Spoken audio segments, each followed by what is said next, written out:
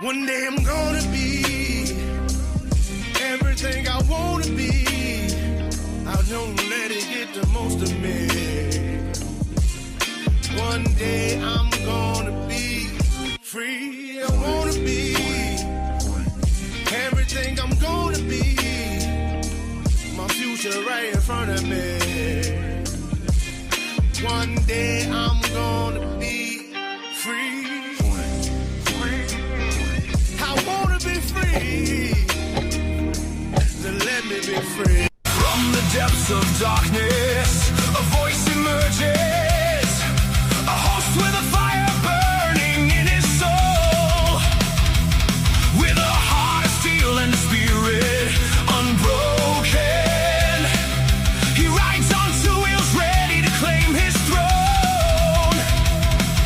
Amidst the chaos and the thunderous roar, insane wheels rise as a force to be reckoned with. Fueled by the power that only metal can bestow. He takes his stand, refusing to submit. Insane wheels hear his battle cry. A metal mayhem that will never die. With engines roaring, he paves his way. A legend in the making, day by day.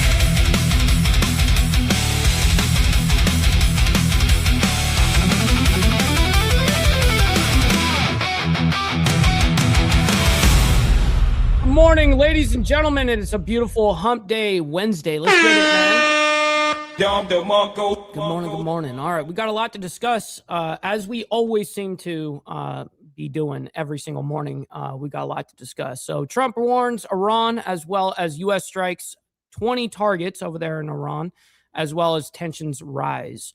So let me go ahead and break down what we're actually going to be looking at this morning. First, we're going to be discussing this. Iran shot down U.S. helicopter. U.S. must respond to this attack. Now, you guys heard me explain yesterday what was happening in the regards to that downed helicopter. No one knew at the time that it was breaking. The mainstream media, everybody didn't know. It was kind of a card that Trump used in his back pocket where he knew about it, but told the media, well, it's not the biggest deal. They're safe. And he kind of downplayed it, but he did that on purpose. It's interesting to see how he responded the way that he did. Then we have Carmelo Anthony is found guilty of murder in Texas track meet stabbing. So he's gotten sentenced 35 years. And so he only will have to spend, basically half of that, and which is like 17 years. And then he'll be available for parole. Anyways, that is that. We have all of the discussions of the actual story here. We're going to discuss here in a minute. U.S. strikes Iran after crash of Army Apache helicopter. Jesus Christ. Let me go ahead and read this. We are now learning the U.S. military has reportedly begun strikes against Iran following the crash of U.S. Army Apache helicopter off the coast of Oman. U.S. Central Command said in a social media post that the strikes would be, quote, a proportional response to unjustified Iranian aggression, end quote. This comes as President Donald Trump previously vowed that the United States would respond to the downing of a helicopter. All right. Then there was a wild high-speed chase that happened over there in Los Angeles. It happened yesterday, and I happened to be watching something else in the media, something in regards to Iran. And then I saw this as a headline from Live Now, and I'm like, okay, well, that's interesting. I'll go check it out here in a bit, and I never did. So we're gonna find out together how this high-speed LA chase. It ends with gunfire between the suspect and the police. So you can obviously tell that he's probably no longer with us. Anyways, then we have U.S. launches new strikes in Iran in response to that downed helicopter. As you guys know, we actually retaliated on a whole bunch of shit. We retaliated, 20 different locations. And that's what our next thing is U.S. hits 20 targets inside of Iran. Tehran threatens to retaliate. And then we have Trump, just 2 hours ago, by the way, Trump close to ordering new strikes on Iran, quote, pay the price, he says. Then we're looking at just about a couple hours ago here. Trump says Iran will pay the price, obviously, like I just said, but this is coming out from a different report from the Fox, the actual Fox News side, where Trey Yanks has been, we've been following a little bit of what he's been posting. Anyways, and then we have another thing from most definitely we're probably going to end up hearing from that whole panel on Fox. Full scale Iran strikes back on the table. So we definitely have a lot to discuss this morning. There's a lot going on. But first, let's go ahead and do our call to actions, and then we'll get into the madness. Make sure you guys hit that like button, double tap that screen if you guys are on the vertical side. I very much appreciate it. And it's free to do so. You know what else is free? Is hitting that subscribe button. I'm a little slow this morning, so you're going to have to just bear with me. And listen, this is what we do Monday through Friday. And, of course, we have members only on Saturday morning. So make sure you guys join up on that. Now, speaking of memberships, please consider becoming a member starting only at $2.99 a month. We're making sure we're not breaking the bank out there with anybody, but check it out. This is what allows us to be on these airwaves as well as have these lights on. So thank you guys for becoming members and staying members. A little side note here, follow my Instagram at BallValveTV, where I post everything behind the scenes of not only my life, but as well as the show, Millennial Food Time, breaking news, as well as what I'm doing in regards to politics here locally.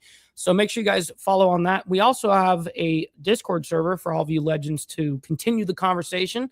We're only on here for about an hour and a half at max. So that's where we continue those conversations. In the video description down below, that's where the link will be found for the Discord. And last but not least, all super chats, super stickers, gifted memberships, and membership signups are, of course, all going to be presented live and shouted out onto the show. But if you guys would like to skip that YouTube 30% brutal cut that they take from your hard-earned cash, we have these platforms that are scrolling around. At any time, you can donate to those, and I get 100% of the proceeds. And, of course, I'll read out loud anything that comes our way, just like a normal super chat. All right, so we've got the email up. We're always going to be scanning over here. All right, good morning to all you legends, man. I very much appreciate your guys' engagement this morning. Let me try to get all of you guys. We got Carney Vanguard in the building, as well as Charles Darwin. We got Naomi in the building as well. Always appreciate you. Thank you for moderating for us this morning. Brother VC, as well as Cameron. I'm sorry. We got a Rabbit of Chaos. We got Seymour Cannabis as well. Jack Talcott. Yes, sir. Sending love and blessings. Blessings to you, kind sir. We always appreciate you and hanging out with us. And you always have a great show, by the way. Very entertaining. I don't know how you deal with the characters you deal with, but I commend you, kind sir. We got Prez as well. Good morning to you. We got PJ. Yes, sir. Always thank you guys for being here. We got Vanguard Critters as well as Logical Spark, as well as Big Dan. Thank you guys for being here, as well as Brother Dean Savage. We got Brother Slim as well. Shout out to you, man. It's great to see you in here as well. Let's see. We got Wank in the building. I'd Wank. Nice name, by the way. I see you. We got Gary as well. We got Sick Bastard and the Coffee Crew. Thank you, Motobomb Virginia, as well as Sick Bastard, Carney Vanguard, all of you guys over there that show so much love and support to this show. Daniel saying, great channel, my friend. I appreciate that. We put a lot of work and hard work into this, a lot of time. We got Barbie as well with the 21 months. Wow. Saying all the cool people are members. Join us. That's actual factuals, by the way. You got to listen up. Barbie, thank you for letting them know what it is. And thank you for re-upping your membership for that 21 months. Hopefully you've enjoyed those 21 months.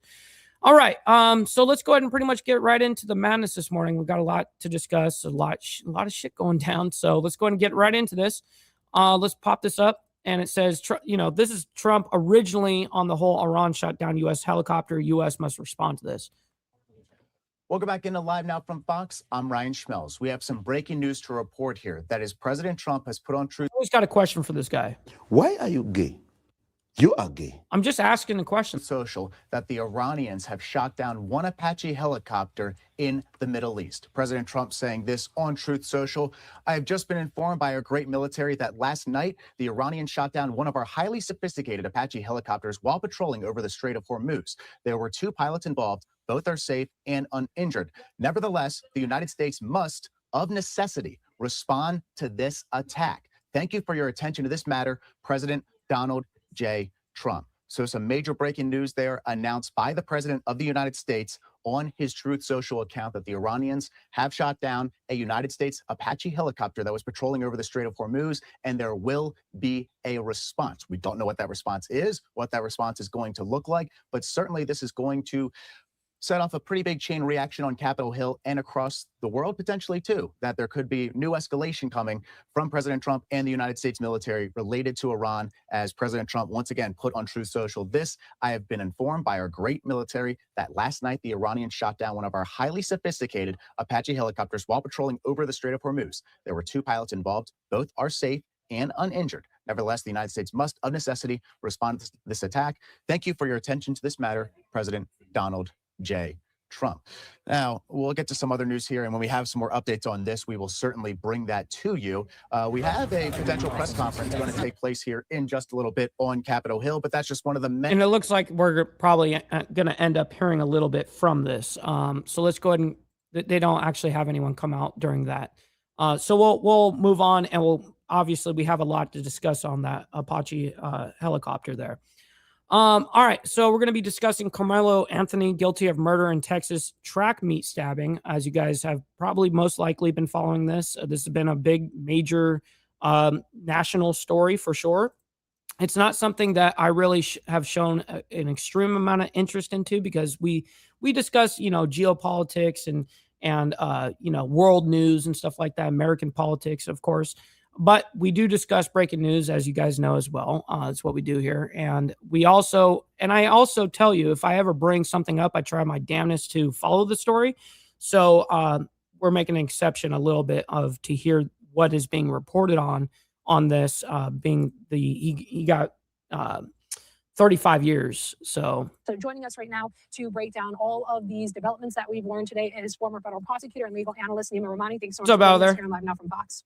Thanks for having me, Anna. Great to be here. Of course. So just as this verdict guy too, every single time this guy comes on here, I ask the question, why are you gay? You are gay. Just saying. Comes out, what was your immediate reaction? How did the jury ultimately come to this conclusion? Well, this was a very quick deliberation, 3 hours, and I think it's a testament to the strength of the prosecution's case. But frankly, the fact that much of the evidence wasn't in dispute here. I mean, other wild card. Good morning to you. Really, there was a question of, was Carmelo Anthony shoved with one arm or two? What was the chatting with Stacks? Yes, sir. Good morning. Weight difference between him and Austin Metcalf? Was it 50 pounds or 100 pounds? Did they have a right to be in the tent? Was it normal to go into a rival team's tent? But really, it's a question of, was his use of force reasonable and proportionate? Because it has to be objectively reasonable. And this applies in every state, not just the state of Texas.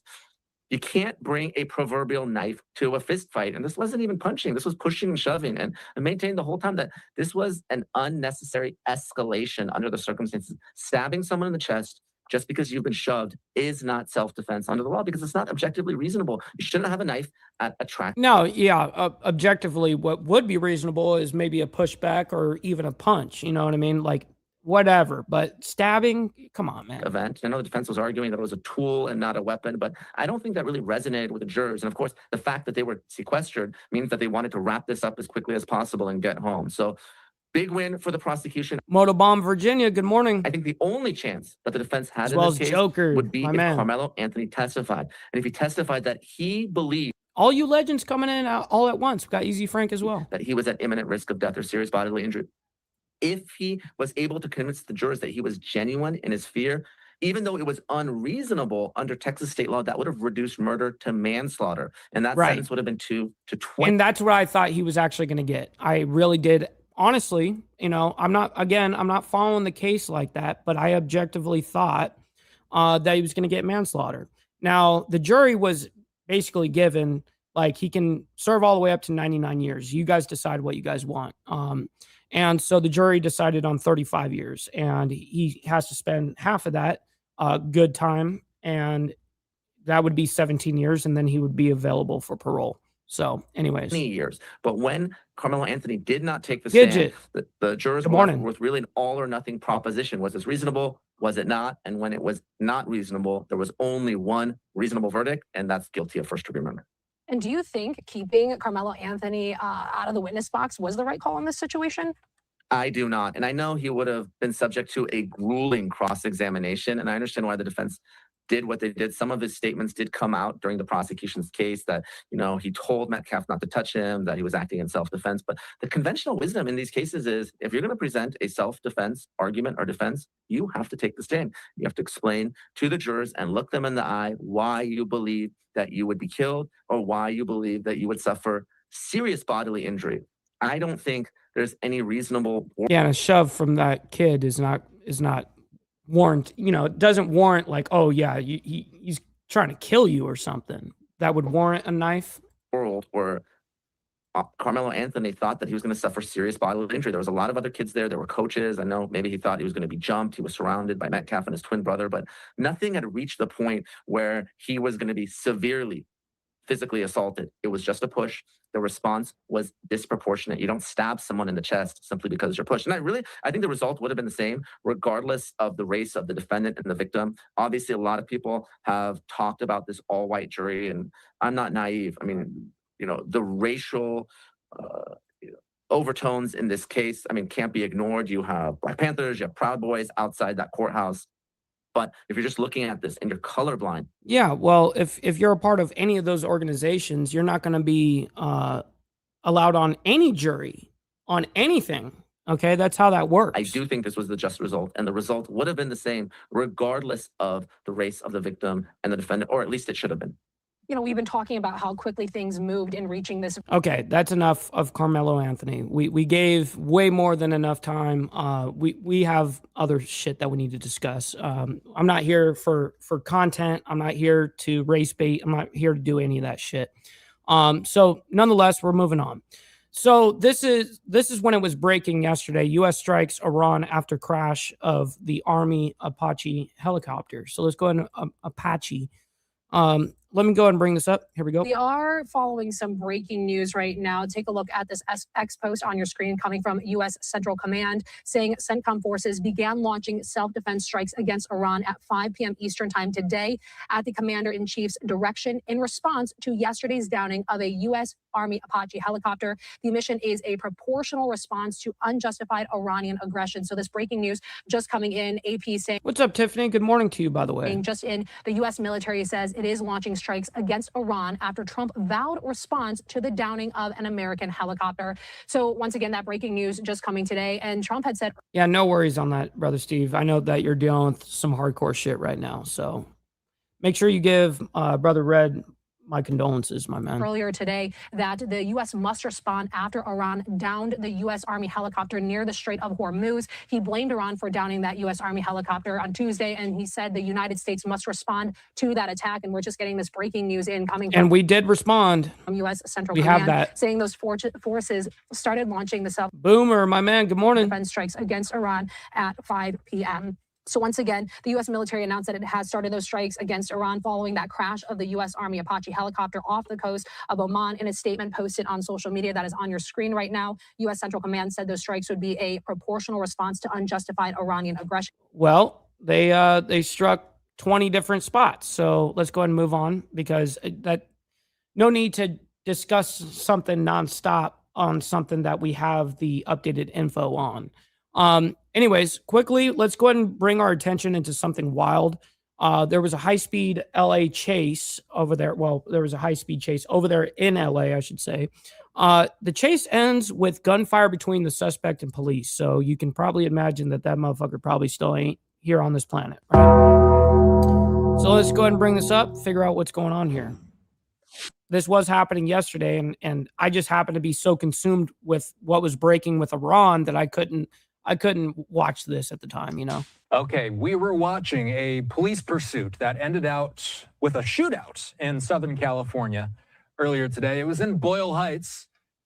Watch this for about 45 seconds or so. You're going to watch as this suspect who was being pursued by police, he was leading them on a high-speed pursuit through surface streets in the Los Angeles neighborhood. And by the way, we don't have this sped up. Anytime that we have like moving parts, like people or cars or anything like that, if it's not just monologue, we don't speed it up on purpose because we want to see things happen in real time.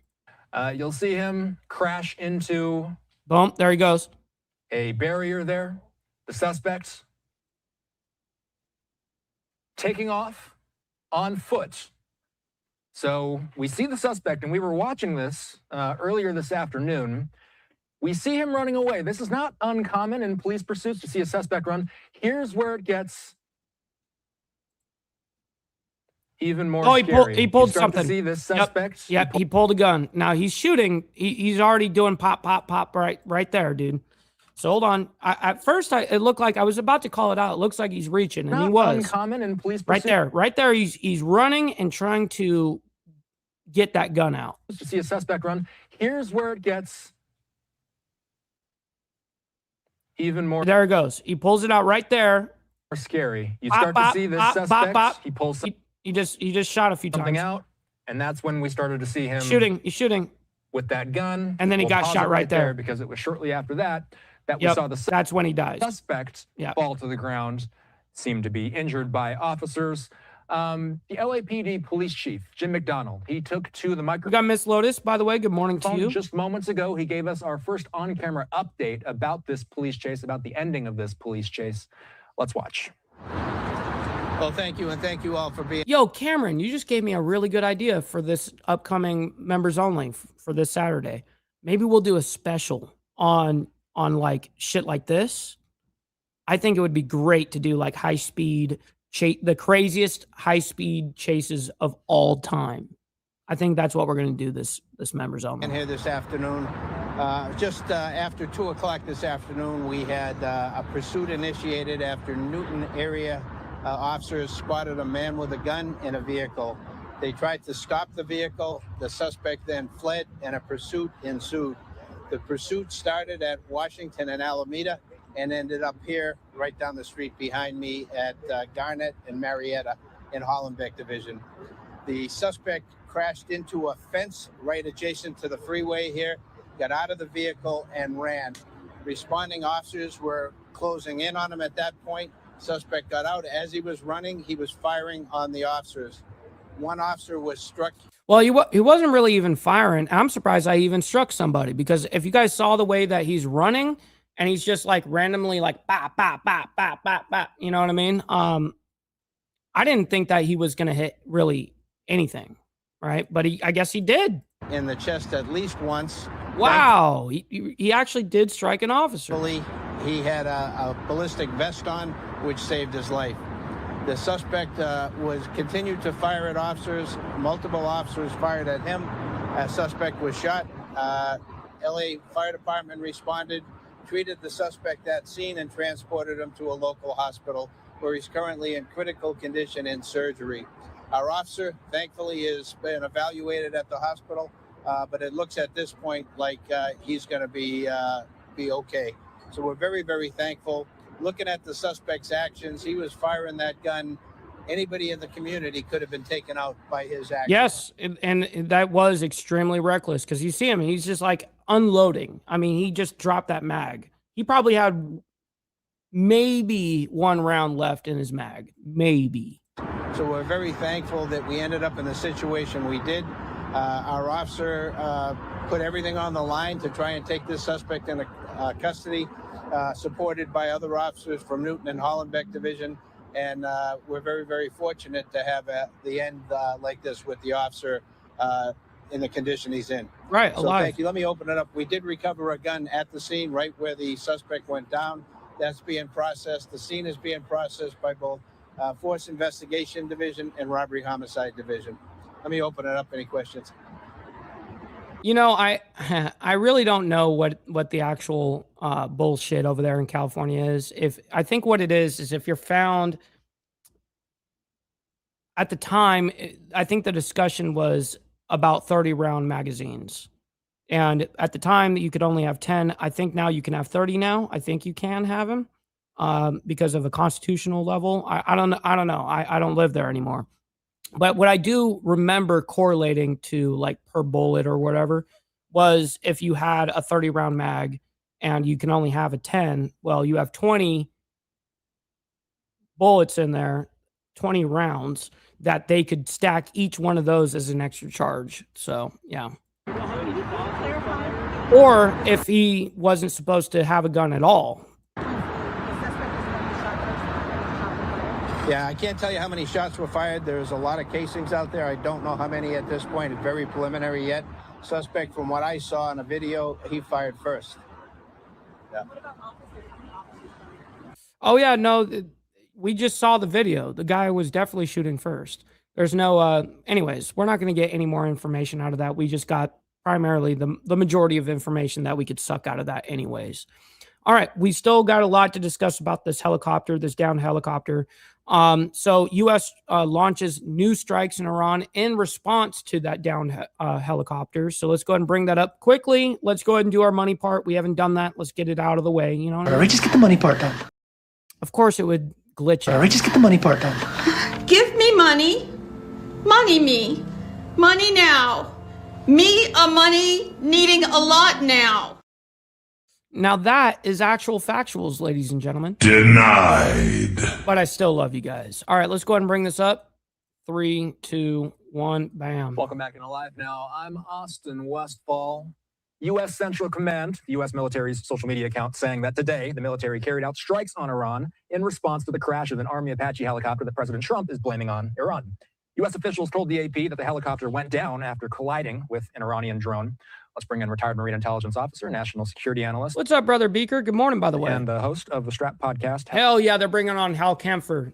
Let's fucking go. We're going to actually get some fucking facts here. That's why I actually like having him on anytime, because he actually brings facts. Hal Kempfer, he's here with me. For those that are watching this segment on YouTube later in the day, Hal and I are talking right now, just before 9 p.m. Eastern time. As we have this discussion, we are under the impression that the U.S. is continuing to carry out strikes. Hal, what's been going on at this hour?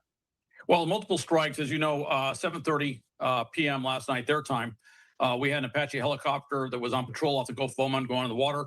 The 2 crew members survived, and they were rescued by an unmanned surface vessel. Correct. Which is really. And I actually have what he means by that. It's a drone.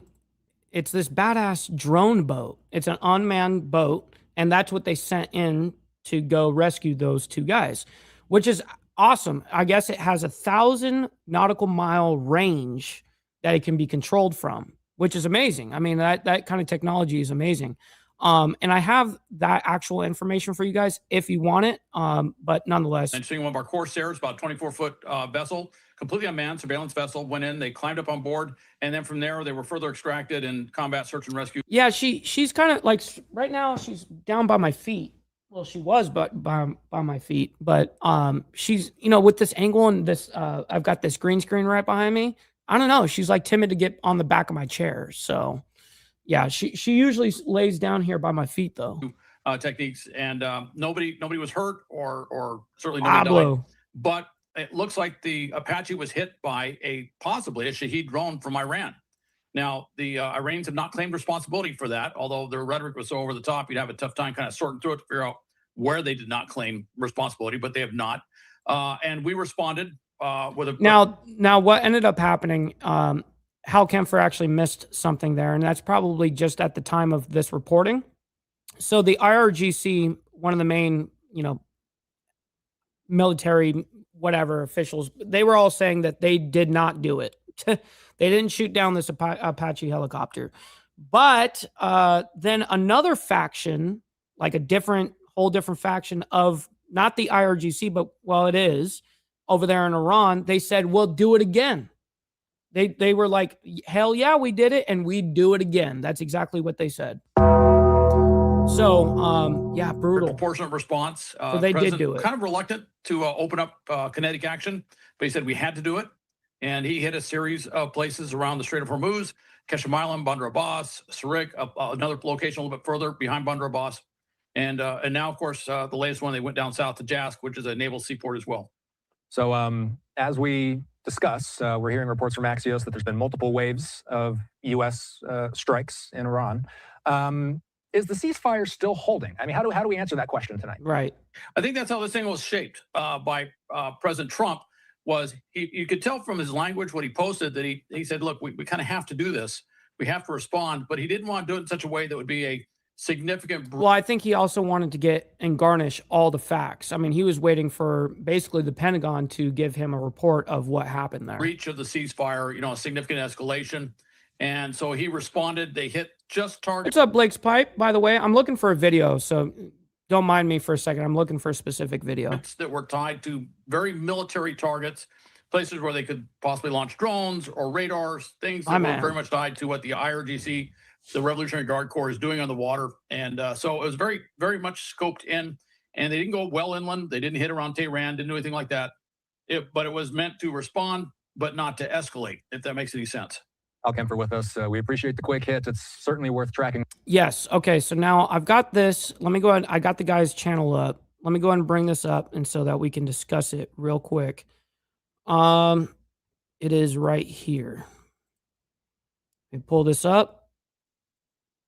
Let me go ahead and 3, 2, 1. Okay. Hot again overnight as Tehran launched more than 20 ballistic missiles at Israel in response to IDF strikes. Now this came out yesterday, like a whole day ago. So just remember that part. Strikes against Hezbollah in Lebanon. Now, while President will it actually show the boat in this? Because that's why I brought it up. Because that's what I thought. That's what he was showing. Damn it! I picked the wrong video. Of course I did. All right, give me a second. Give me a second here. Let me go ahead and exit out of this.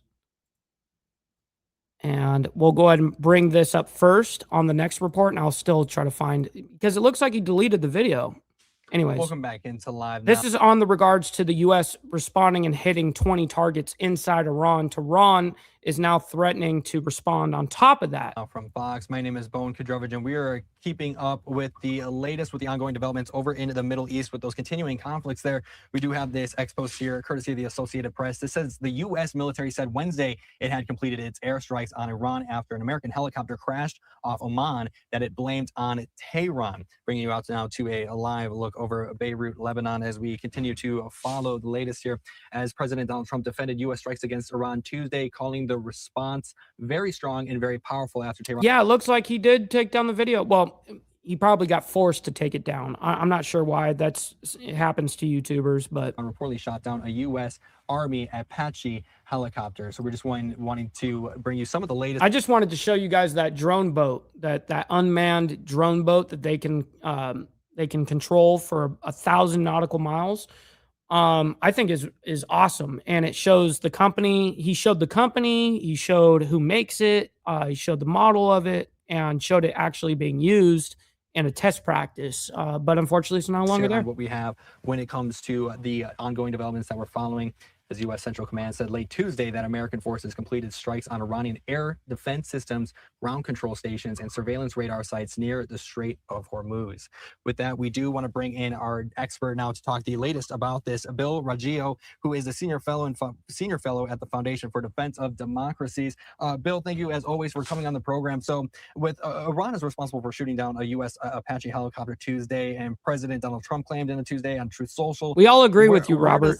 We majority of us here agree with you, so you don't need to preach your rhetoric. We're not talking about what ought be, and we're talking about what is.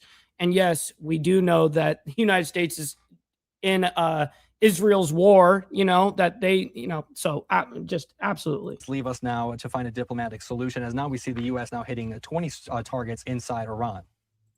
Well, I don't think we're any closer or any further than we were the day prior to the helicopter being shot down. President Trump has been stating from the very beginning, since the active military operations, if you could call it that, halted in mid-April, that we are days from the ceasefire. We're now almost 2 months from. We never were days from the ceasefire. You know what I mean? Come on, man. Stop the cap. I called that out on Trump yesterday. And even if we did have that kind of timeline, why would you say it? It's an unnecessary timeline to say, because you're not going to let down necessarily the Iranian people. You're going to let down your own people. That's what's going to end up happening. And it backfires. It always does. Because they're like, oh, I thought you said 3 days. And now it's like fucking 15 days later. See, why do you do that? That date. I think President Trump has set the expectations far too high for an agreement with Iran. The Iranians do not look to be cowed in this situation. They took a massive military hit. Yet we have to look at the facts on the ground. The Strait of Hormuz remains closed. The Iranians are still willing to target shipping when they deem it necessary. They're still willing and capable of targeting neighboring countries and U.S. assets within the region. They still have drones. They have missiles that they launched at the Israelis. To me, when I look at this, what I see is an Iranian regime that is stalling. They've successfully linked any type of agreement and this ceasefire with an end of hostilities between Israel and Lebanon, which is a massive mistake from the Trump administration, because that conflict will not end anytime soon. Oh, no, it's all these timelines have been bullshit. All of them. And I've called it out from day one. Like, oh, we're only going to be there for, 3 weeks, 4 weeks or something like that, 2 weeks or whatever the case. I called cap back then. So I've been hypercritical on Trump and as well as this war. So all of this to me looks like a regime that is stalling for time. I believe they can outweight the United States. Yes, by the way, you guys don't have to like all the craziness that's happening around the world, but you guys can hit that like button, double tap that screen for me, what we do here on Insane Wheels. So thank you for that. Appreciate it. And then I did want to bring this in from U.S. Central Command that says forces completed self-defense strikes against Iran June 9th at the commander-in-chief's direction. In response to yesterday's downing of a U.S. Army Apache helicopter, CENTCOM forces struck Iranian air defense, ground control stations, and surveillance radar sites near the Strait of Hormuz with precision munitions. So these are basically the 20 spots that they're discussing what they're doing. U.S. Air Force and Navy fighter jets. The operation was a proportional response to recent attacks on U.S. forces and international commercial ships transiting regional waters. U.S. forces remain vigilant and postured to defend against unjustified Iranian aggression. And you said just here a moment ago that the Iranians or the regime rather is. What's crazy about it is 47 years ago, the United States knew that what is Iran's biggest play? Well, they can shut down that strait. That's literally been why no one handled them for 47 years, because they always knew that the threat of shutting down global shipping could happen right there. And that's the part that's why there was so much hesitancy. Sorry for being a retard. That's why you saw that. So it's really stalling. It's an unfortunate situation. These ceasefires, have these ceasefires that have been implemented here over time have been effective in your analysis? I think they've been completely ineffective. The ceasefire was supposed to open the Strait of Hormuz, and it hasn't. The Strait of Hormuz remains closed. The Iranians are not permitting ships to go through. The ships aren't going through because they believe that the Iranians can and will attack them if they attempt to navigate. So that to me right there shows the failure of the ceasefire. Now, keep in mind, that's an act of war. The United States is also conducting an act of war, even though the Trump administration doesn't want to admit it. A blockade of a country is considered an act of war. So I don't understand how we can have two nations committing active wars, and yet somehow we're in the and there is active firing near daily. Okay, real quick. Virginia Chaos did find the unfortunately, I don't think it's a video. But let me go ahead and pull this up for you guys. This is what saved the two service members that were on that helicopter that went down. This is what saved them right here, was this drone boat. Look how fucking badass that thing is. Damn. Hold on. Let me see if there's anything else. There isn't. So they're calling it. Okay, it says on Monday evening, a U.S. Army AH-64 Apache helicopter went down near the Strait of Hormuz off the coast of Oman. Thomas Novelli of Defense one reports that a Saronic Corsair autonomous surface vessel located and recovered the two downed aviators. This is marking the U.S. military's first publicized use of an unmanned boat to rescue downed aircrew in real-world warfare. Because they did show a video of this thing being used, and it is sick. But anyways, I was geeking out on that boat. So here we go. And yet somehow we're in a ceasefire. Thank you, so, VC. In my estimation, it's a ceaseless fire. The firing does not cease. That's what I'm witnessing in Iran right now. I don't see a quick end to this conflict. The Trump administration needs to reconsider. It doesn't seem to want to escalate and return to that military force where it killed the head of the Iranian government. It decapitated many of its key leaders. Now they have been replaced. The Iranians, in my estimation, I want to reiterate that the military operation was a major success, but the ultimate goal of a military operation is to achieve a political outcome. Right. And see, that's the whole thing. You can come in with all the military munitions and all of that and really rule on that kind of front. But then what kind of outcome are you looking for, though? Because right now, the outcome is, as of right now, the strait being closed. And that's what we knew was going to happen. I mean, everyone knew that. And we haven't achieved that because I don't think this regime has suffered enough pain. They have to suffer more in order What's up, TNT, by the way? the Good United morning. States to get what the Trump administration to get what it wants, which is, surrendering the nuclear program, and ending support for the militias. Those two things are key, and we're not even talking about those things anymore. We're talking about reopening the Strait of Hormuz. So, right, exactly. We're not talking about all the other objectives at this point, aside from them not having any nuclear power or nuclear weapons, right? Weapons grade uranium or any of that shit, enrichment, all of that stuff. They're what do they call it? The dust. They need to go collect it and destroy it or whatever, or destroy it on site. But all the other objectives that were basically wanted out of the whole first operation, we only got 1 out of the 4 objectives done. One way of saying we are far from a ceasefire. I don't believe that it was ever successfully implemented. That's right, Carney. It is hump day. That's a fact. W hump day, by the way. And then when talking about the demands that the Trump the uranium dust administration is looking for with Iran, like we said, to not pursue nuclear ambitions. Are the Iranians ever going to agree to some of these non-negotiable terms laid out by the Trump administration? I don't believe that this regime can agree to, particularly to the two key issues, right? And I think what he's about to get to is totally correct. I can already tell where he's going with it. The thing about warfare is not just a military front. It's not, like I said, it's not just munitions. It's not just your power of force. There's warfare is very psychological, and and there's different ways to negate people not having. It's basically people that don't have as much munitions, don't have as much defense, all that shit. They have different ways to fight back. And maybe that's on an economic level, and that's exactly what we're seeing.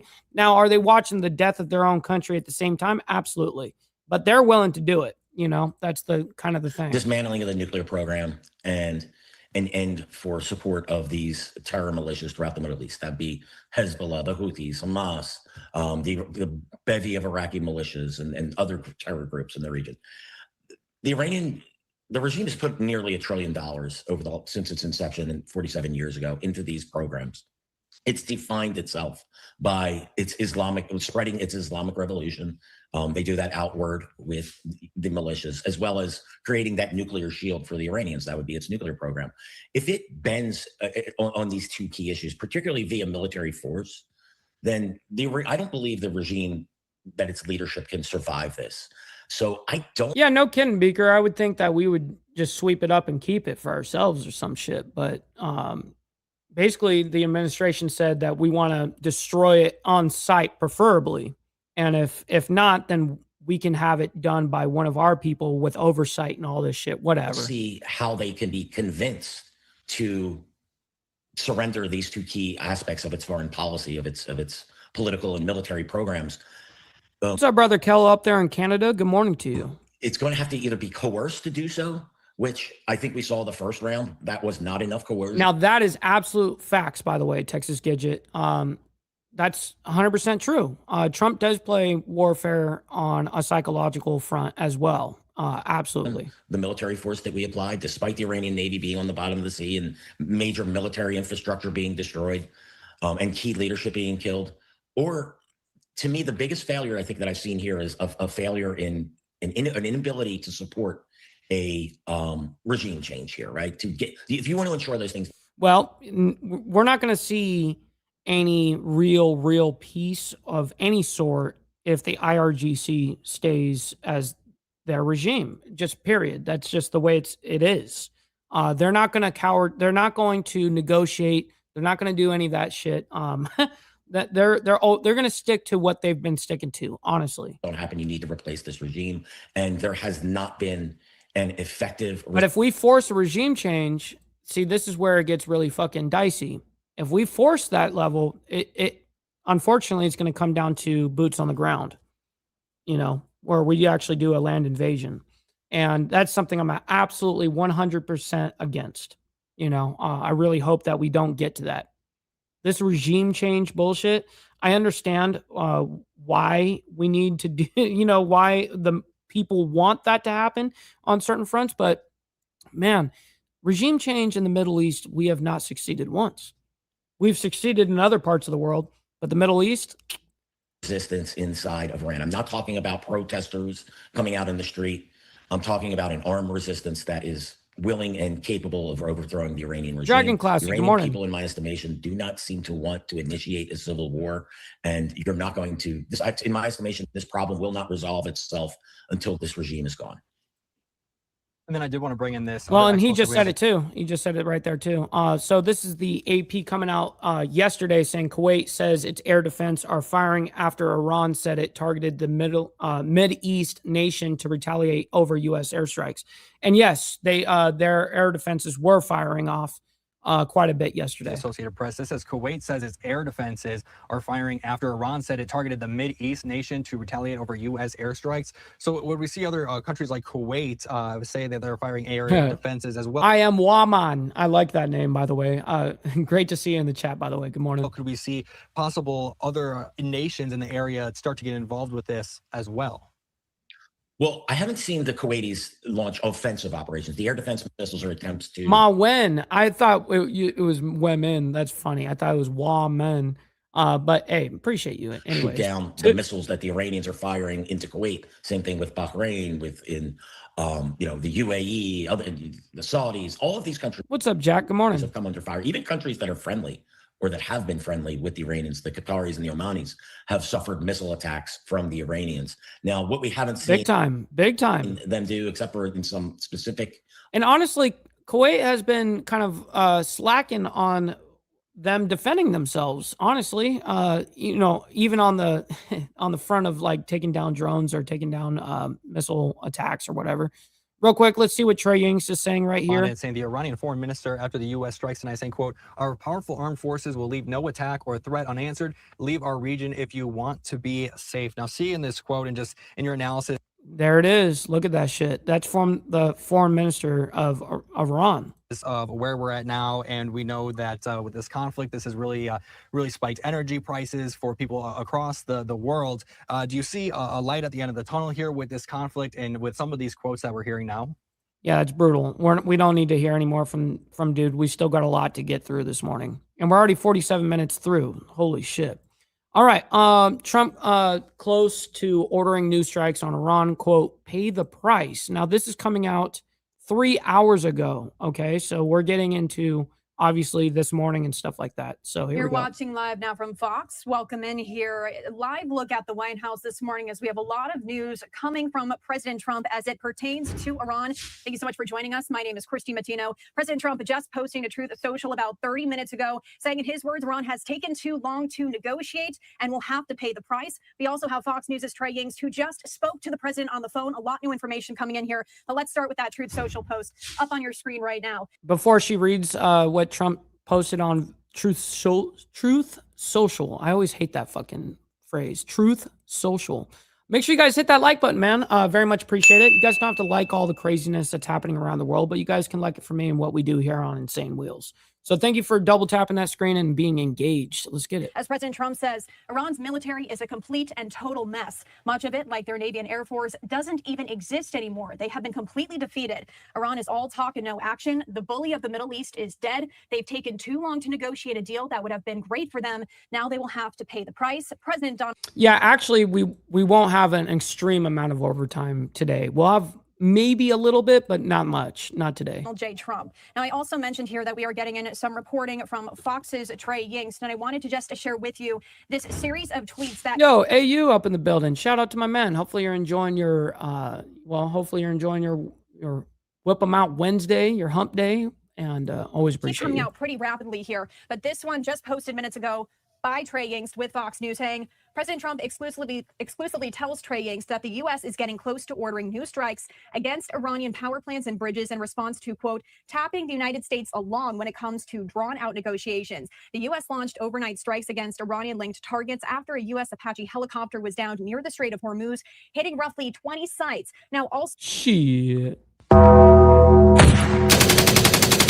Some new details in here from President Trump to Fox News that the president also revealed new details about the helicopter incident, saying an Iranian drone became lodged between the helicopter's two pilots.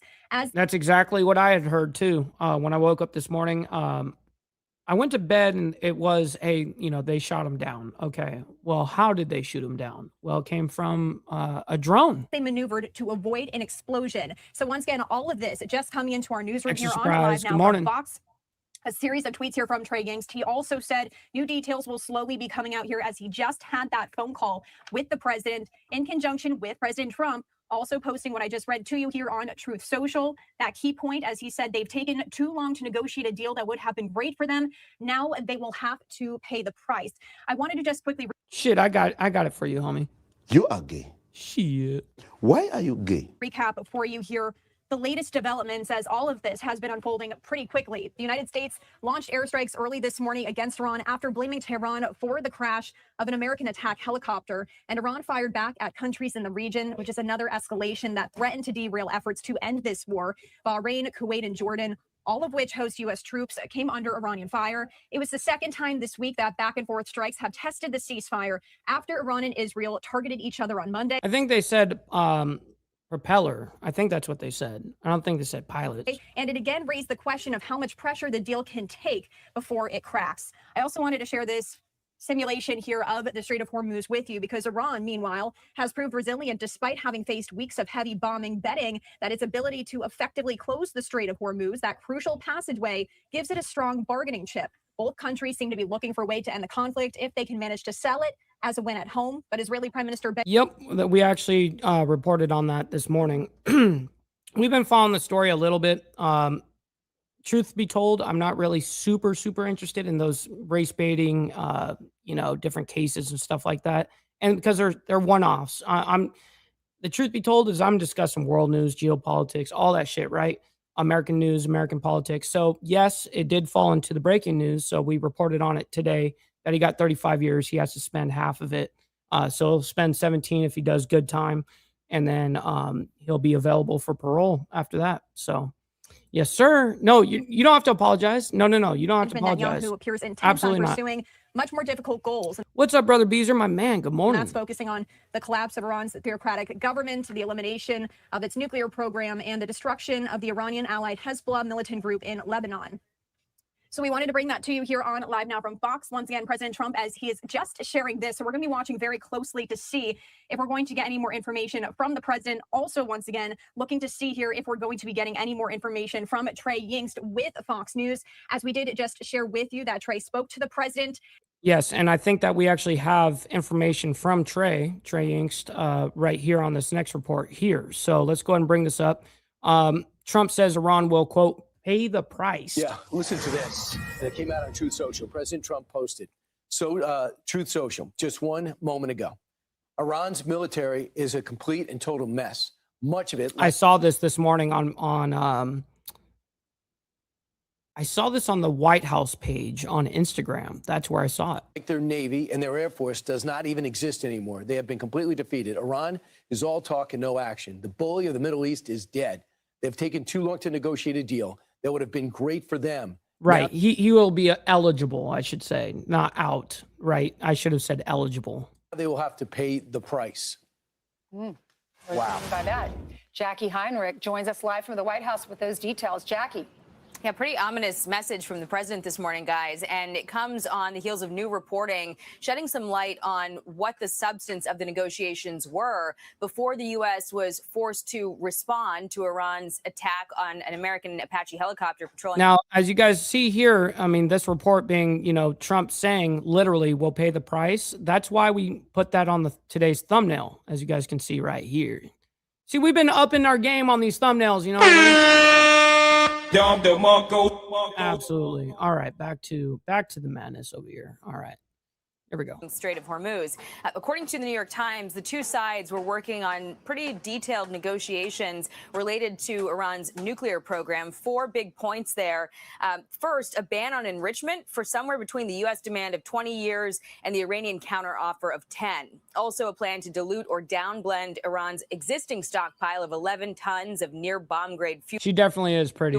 According to this report, it wasn't yet clear whether that would be shipped outside the country or downblended inside Iran, but the U.S. would be the only observer. Third, Iran was in talks to dismantle its 3 major nuclear sites that were severely degraded in Operation Midnight Hammer last year, and they were also discussing the need for snap inspections to ensure compliance. The Times writes, the result is what American officials describe as the hazy outlines of an accord, assuming the Islamic Revolutionary Guard Corps and hardline Iranian politicians do not overrule Iran's chief negotiator, Foreign Minister Abbas Araghchi, or torpedo the much more detailed talks that the United States has proposed to hold in Switzerland this summer.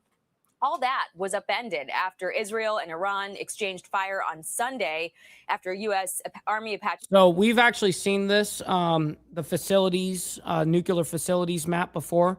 As you guys can see the circular, whatever, that's a nuclear site. Then you have uranium. Jesus Christ, I'm having a struggle this morning. Uranium mines. You can actually see that with the little like carts.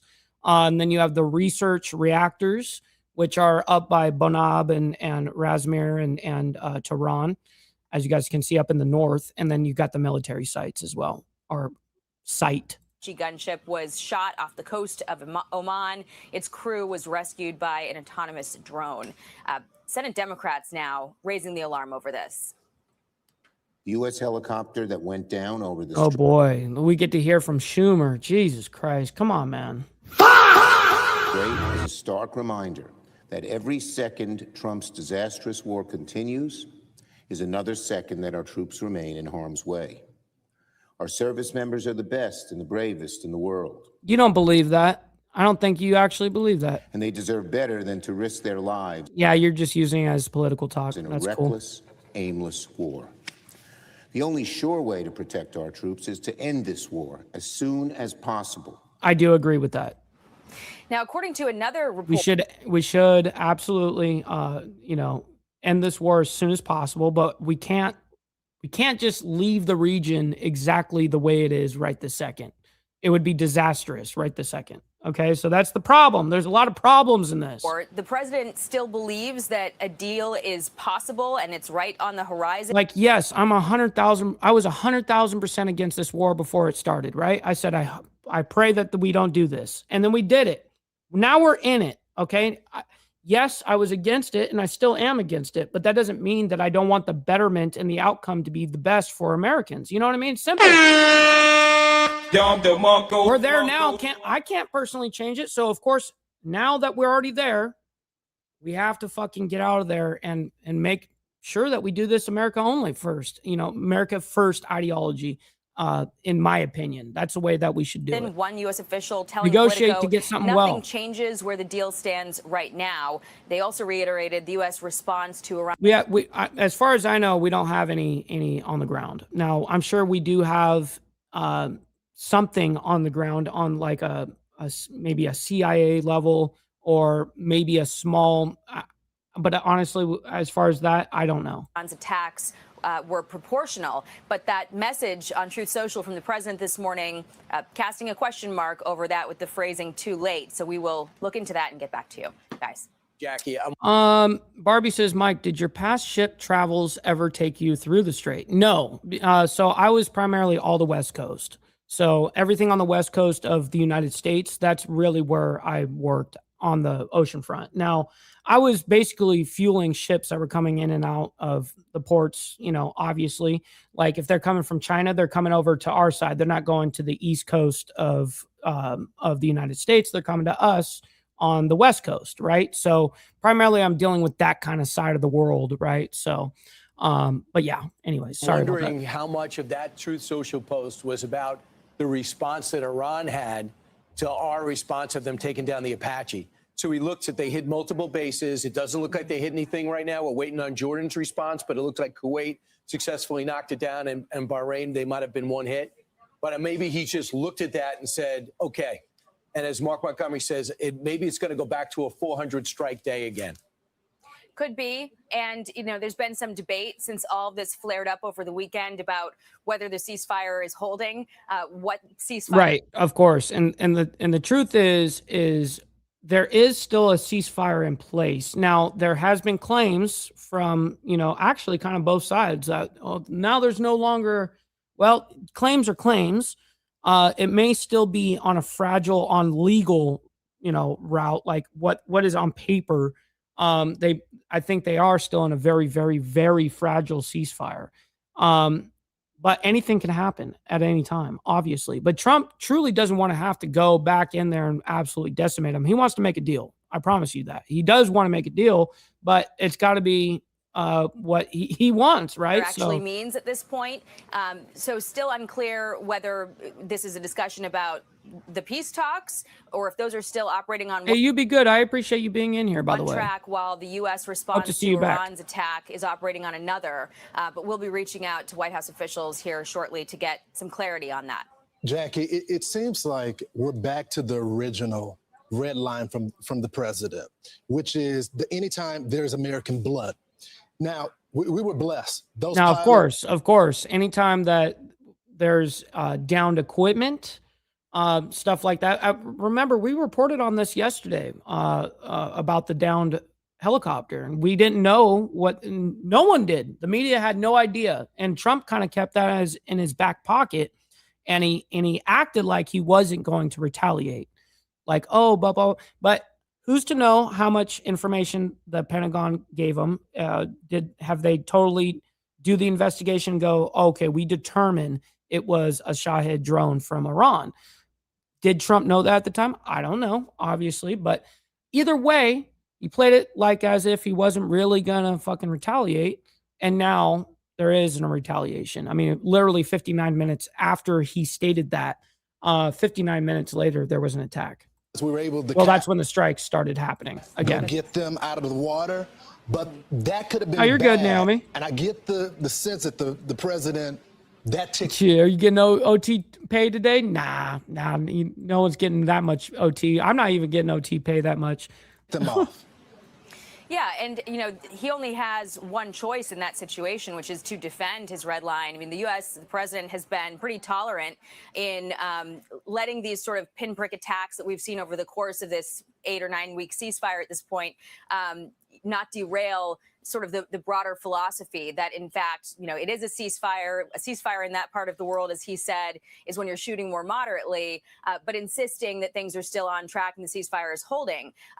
It sounds to me from reading this and how the U.S. side is framing it that that's how they want to proceed, making sure to reiterate that the U.S. response was proportional to Iran's attack and that the deal is still on track, that the talks are still on track. We heard some reporting this morning from Trey Yanks that some negotiators, I think it was Qatari negotiators, are heading to Tehran to try to resolve the outstanding gaps. And so, with all that moving forward, that said, the president does need to defend his red line that he has insisted is there, which is you attack U.S. troops and exactly, and sort of that's the line there, and that's what the U.S. has done. The Truth Social post this morning, though, it does need a little bit more fleshing out. What's interesting is so they shoot down our helicopter, so we fight back by attacking targets in Iran. Then they retaliate against our bases in Jordan, Bahrain, and Kuwait. Correct. They did already retaliate. So now it seems like, based on what right now, they want to retaliate again. What happened after the helicopter, he would retaliate. Donald Trump would decide to do something to Iran, an attack. And what's different about this latest Truth Social, he said they've taken too long to negotiate and they will pay the price. He did say that this morning. It's a shift in focus, right, Jackie? Because in the past, it's been if they don't come to the table, pay the price. If they don't negotiate, then we will have to basically retaliate. But this one's saying they will pay the price now. It's not a maybe. Yeah, and we've heard the president say all along that the Iranians are taking too long, and heard U.S. officials explain sort of why that delay exists, just the mechanics of getting an answer from the Iranians with the fractured regime that they have. The other part of that post, though, tells me that, the president is still emphasizing that Iran's military, it has been, in many ways, the conventional apparatus has been obliterated. There are still, as we've heard from U.S. officials, the drones, the types of munitions that are easy to manufacture that will continue to pose a problem. That's hilarious screen name. What's up, Chud? I see you in here. But pointing to the Navy being at the bottom of the sea, as he often points out. And so the question for military analysts is, what would it take to get Iran to believe that they are in a position of defeat so that they can come to the negotiating table in earnest and agree to some of these things?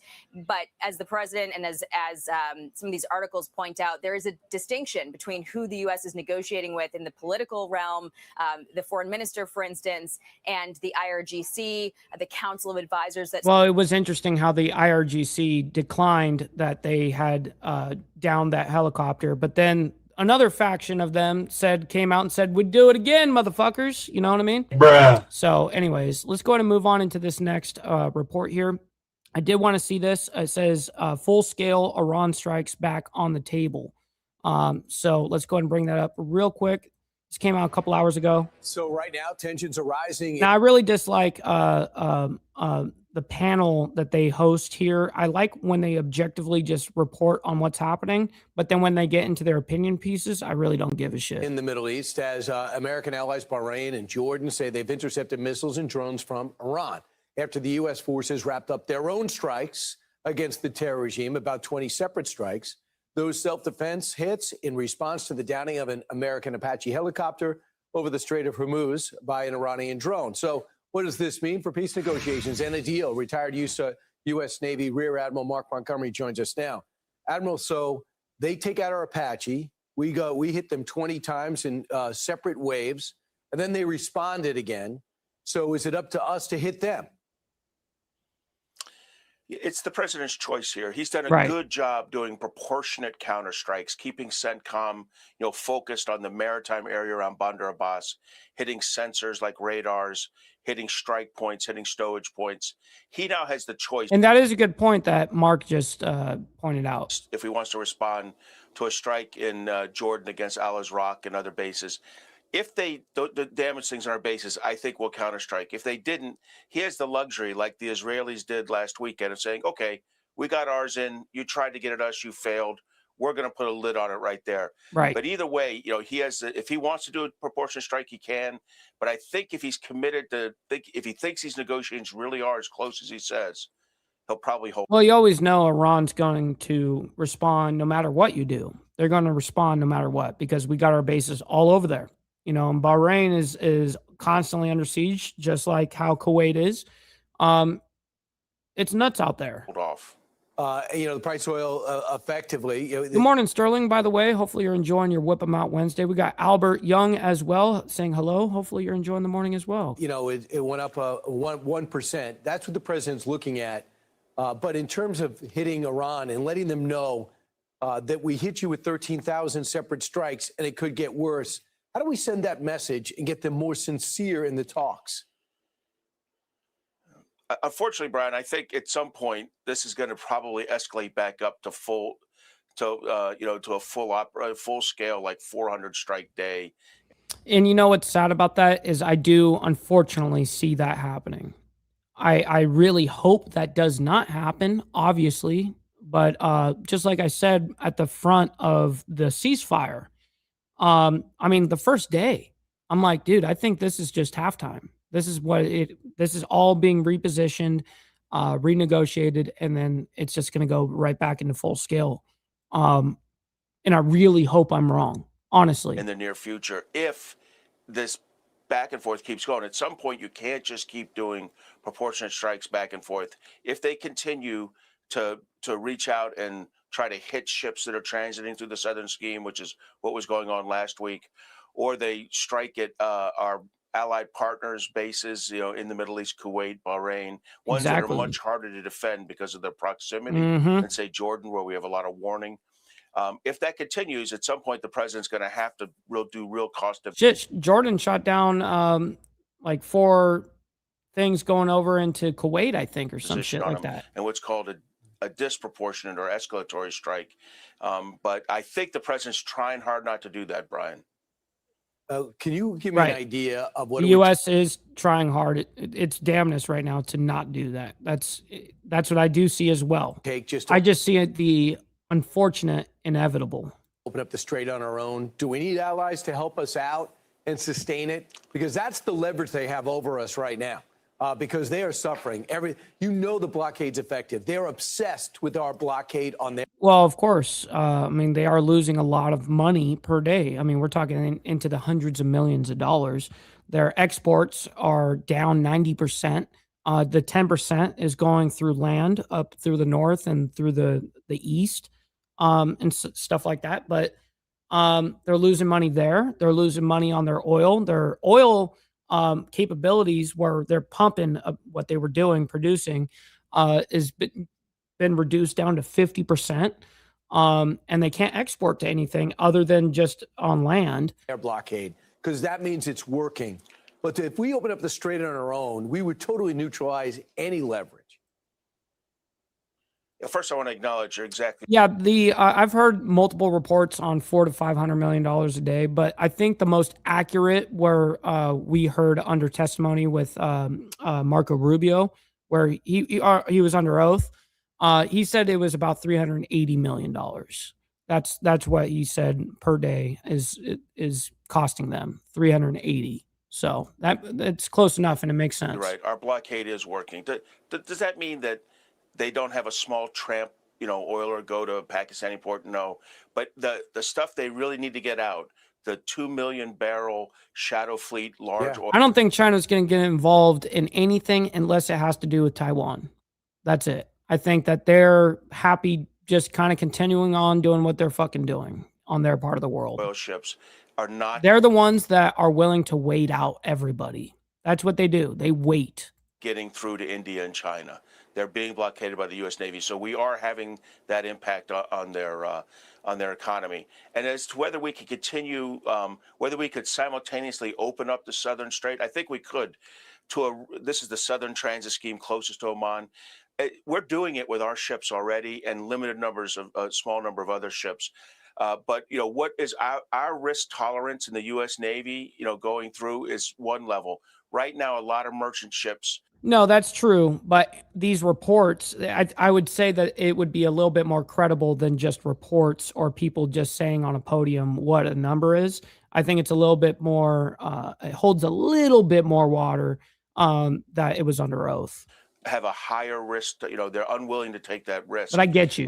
So I think we're going to probably have to destroy more of the maritime infrastructure of the IRGC in the Bandar Abbas area in order for the merchant ship companies and the merchant ship captains to understand how safe it is to go back and forth. And there are reports that we are getting about 20 through a day. We don't want a lot of attention on it, but we're starting to open up in our own way on the Oman side. Yeah, and so we're going to be following all of it, man. That's what we do here Monday through Friday, and then we have members only on Saturday morning, man. So listen, I can't thank you guys enough for the amount of love, support that you guys show, the engagement, hitting that like button, double tapping that screen if you guys are on the vertical side. I very much appreciate all of you guys. So listen, we're going to be back tonight, actually, for the Diamond Effect around 7:10-ish. We always seem to be a few minutes behind, but hey, listen. That's what happens when you got a panel of guys. But anyways, listen, we'll see you guys tonight. And if I don't see you tonight, we'll see you guys tomorrow morning for more of the World's Menace as we continue down this truth-seeking adventure as we always are. All right. We'll see you guys very soon. Much love, honor, respect. God bless to all you guys. Be safe. From the depths of darkness, a voice emerges, a host with a fire burning in his soul, with a heart of steel and a spirit unbroken. He rides on two wheels, ready to claim his throne. Amidst the chaos and the thunderous roar,